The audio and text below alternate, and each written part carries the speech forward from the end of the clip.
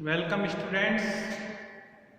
ये BA second year BA BEd second year English literature की class है और इसके अंदर अपन पीबी शैली की poem ode to the west wind को पढ़ रहे हैं।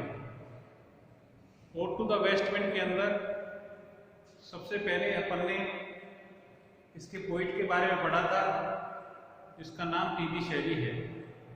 उसके बाद हम इसके 3 स्टेंजा पढ़ चुके हैं। पहले स्टेंजा के अंदर हम वेस्ट विंड के प्रभाव को देखा था पृथ्वी के ऊपर। सेकंड स्टेंजा के अंदर आसमान में और थर्ड स्टेंजा के अंदर वाटर या ओशियन के ऊपर हमने वेस्ट विंड के प्रभाव को देखा था।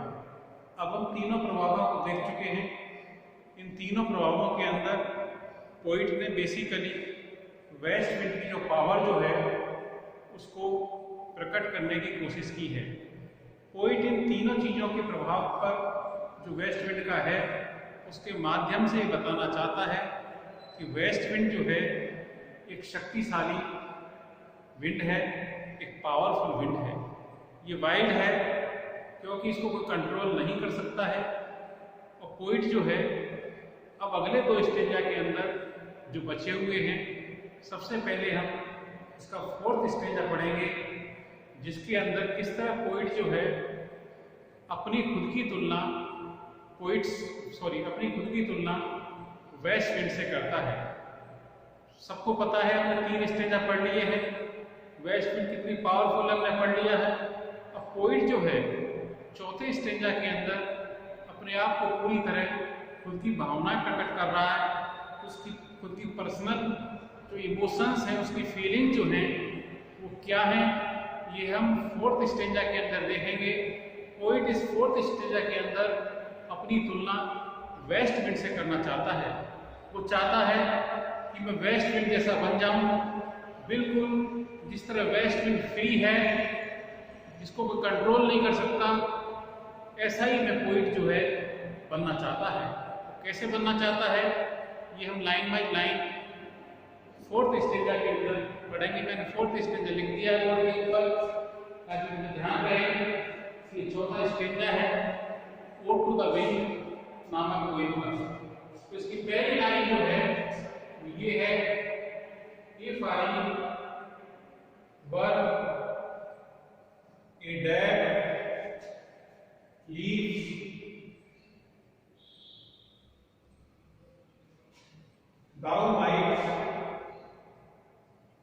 thou might bear if I were a swift cloud to fly with thee, to fly with thee.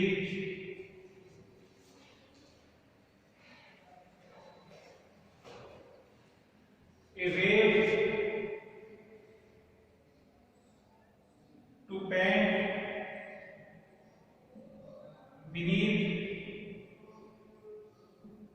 thy powers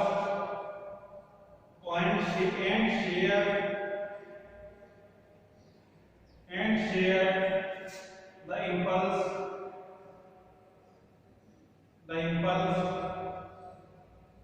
of thy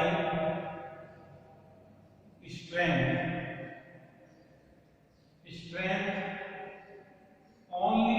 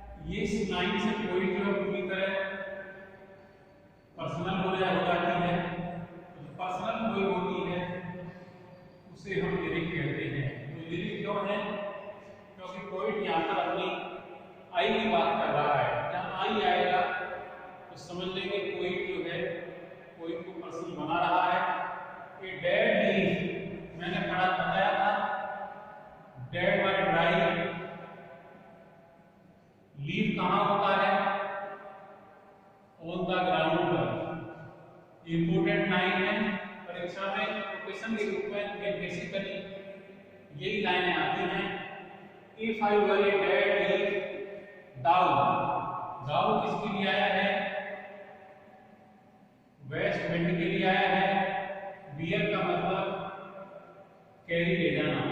तो जैसा सबसे पहले तो हमने वेस्ट विंड का प्रभाव देखा था, वो पृथ्वी के ऊपर ही देखा था।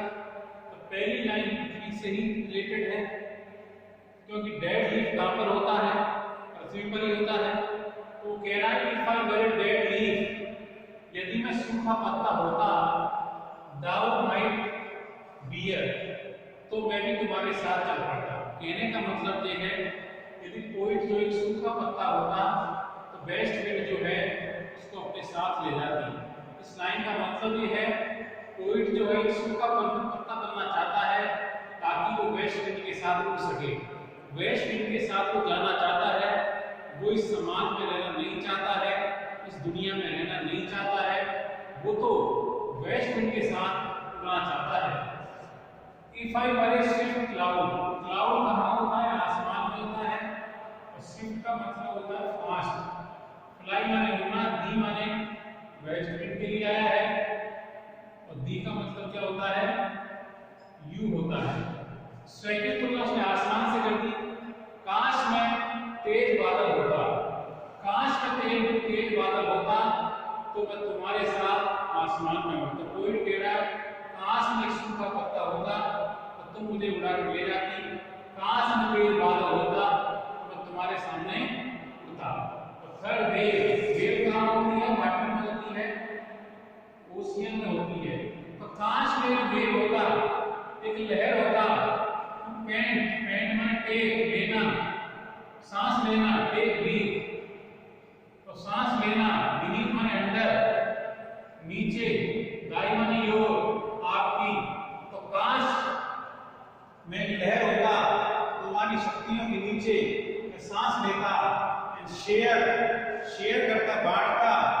इंपल्स का मतलब फीलिंग, और मैं फीलिंग को बांटता। कौन सी फीलिंग? दाइमन योग, तुम्हारी स्ट्रेंथ माने ताकत, तुम्हारी जो ताकत जो है उसकी फीलिंग को मैं शेयर करता। Only less free then down, और जब ऐसा होता तो मैं भी तुम्हारे समान शक्तिशाली होता, मैं तुमसे कम फ्री नहीं होता। जैसा कि मैंने बताया, वेस्ट विंड पूरी तरह फ्री है, वो अनकंट्रोलेबल। अनकंट्रोलेबल किसके लिए आ रहा है? वेस्ट विंड के लिए आ रहा है। West wind can not be controlled.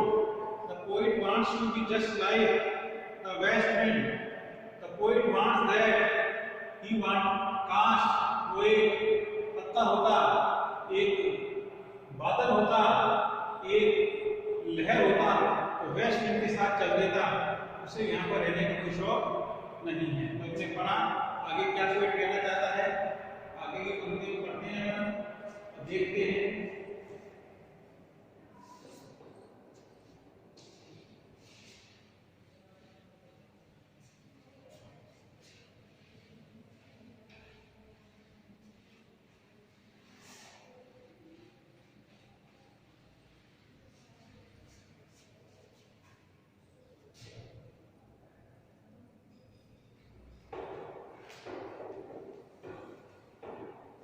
आगे की पंक्तियां क्या कहते हैं? देखो, इंपोर्टेंट स्टेज है सबसे ज्यादा परीक्षा में, इसी में से लाइंस आती हैं। If even I were as in my boyhood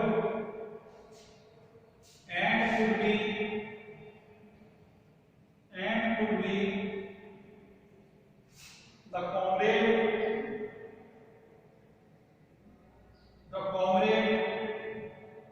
of thy wanderings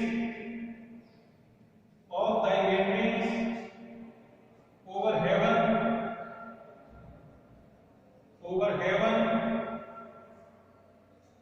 as then when to outstrip outstrip the sky speed, the sky speed,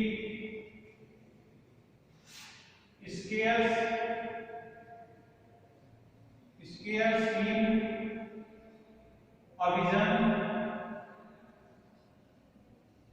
I would never have striven,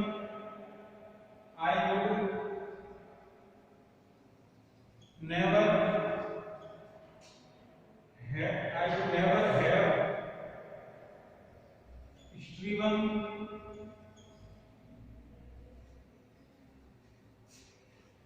as thus with thee in prayer in my soul need, in prayer in my soul need.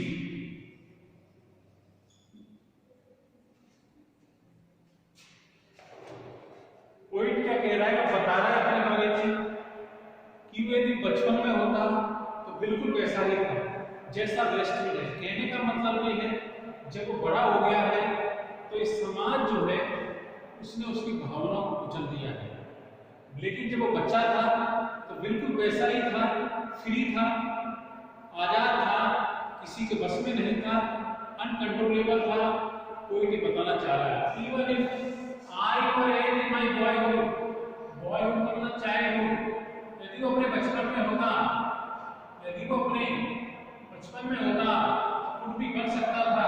क्या बन सकता था? Comrade माने fellow, तो वो साथी बन सकता था किसका? बाय माने यो वेस्ट विंड का, वेंडिंग माने मूविंग्स भटकना घूमना, ओवर हेवन माने स्काई आसमान में। जिस तरह वेस्ट विंड आसमान के अंदर स्वतंत्र रूप से घूमती रहती है वैसा ही वो बन सकता था, वैसा ही वो हो सकता था। एक कब हो सकता था? जब वो बालक होता। यदि वो जब भी चाइल्ड में होता तो बिल्कुल वेस्ट विंड की तरह था, तो वेस्ट विंड के जैसा हो सकता था। As then when white outstrip का मतलब पास कर देना, हरा देना। आउटस्ट्रिप का मतलब पास कर देना, हरा देना। The sky का मतलब फास्ट, ठीक है ना, रिपीट कह सकते हैं। तो वह उसको हरा सकता था, उसकी फास्ट स्पीड जो थी, वेस्ट विंड की जो फास्ट स्पीड है उससे भी आगे बढ़ सकता था यदि बचपन में होता, क्योंकि बचपन के अंदर व्यक्ति के ऊपर कोई सोशल रेस्पॉन्सिबिलिटीज नहीं होती हैं, वो एकदम फ्री होता है, उसका दिमाग एकदम फ्री होता है, वो किसी की बंदिशों में नहीं होता है। कोई बचपन के अंदर, लेकिन कोई बचपन में नहीं है, कोई तो बड़ा हो चुका है, सोशल रेस्पॉन्सिबिलिटी आ गई है, समाज रूपी जो नियम है उसने उनको झंझोड़ दिया है, उसको दबा दिया है। स्केयर सीन विजन का ये सब सपना सा लगता है, लेकिन ये हो नहीं सकता। ये सब पोएट को सपना सा लगता है, क्योंकि ऐसा कभी नहीं होगा। I would never have striven as the sleeping air in my soul be, striven कोशिश करना, लेकिन मैं इतनी दुखी हूँ, सोल का मतलब सैड, मैं इतनी दुखी स्थिति में हूँ कि प्रार्थना करने पर भी कोशिश नहीं कर सकता हूँ, मैं कोशिश नहीं कर सकता हूँ तुम्हारे साथ आगे बढ़ने की। क्यों नहीं कर सकता कोशिश? ये आगे की पंक्ति में बताया जा रहा है कि कोई आगे कोशिश क्यों नहीं कर सकता है। क्या कारण है कि कोई अब वेस्ट विंड के साथ नहीं जा सकता है? क्या कारण है कि कोई अब वेस्ट विंड जैसा नहीं हो सकता है? कुछ चीजें तो हैं जिसने कोई को रोक रखा है। कौन सी चीजें हैं जिनको कोई जिन्होंने कोई को रोक रखा है आगे बढ़ने से? वो बातें हम अगली पंक्ति में पढ़ेंगे और पता लगेगा ये चीजें वो हैं जिनके कारण कोई जो है वो आगे नहीं बढ़ पा रहा है। कौन सी चीजें हैं? वो अंतिम दो लाइनें सिस्टीना की और सबसे बेस्ट लाइन है जिस कोई भी परीक्षा में अक्सर ये अंतिम दो लाइनें आई नहीं है, चाहे पिछले पेपर उठा के देख लेना।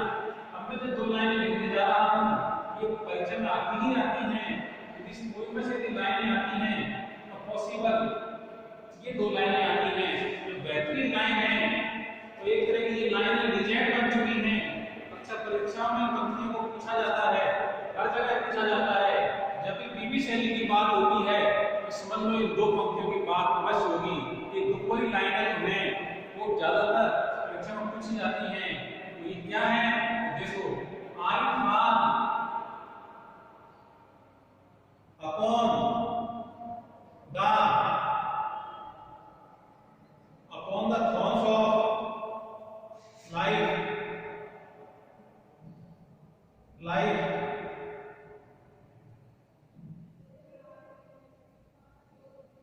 thorns of life I bleed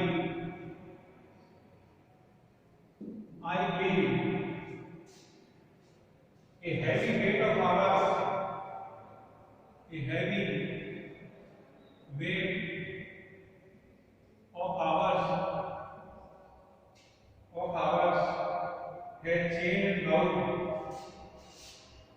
had chained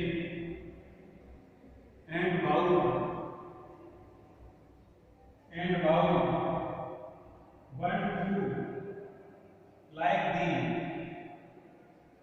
one to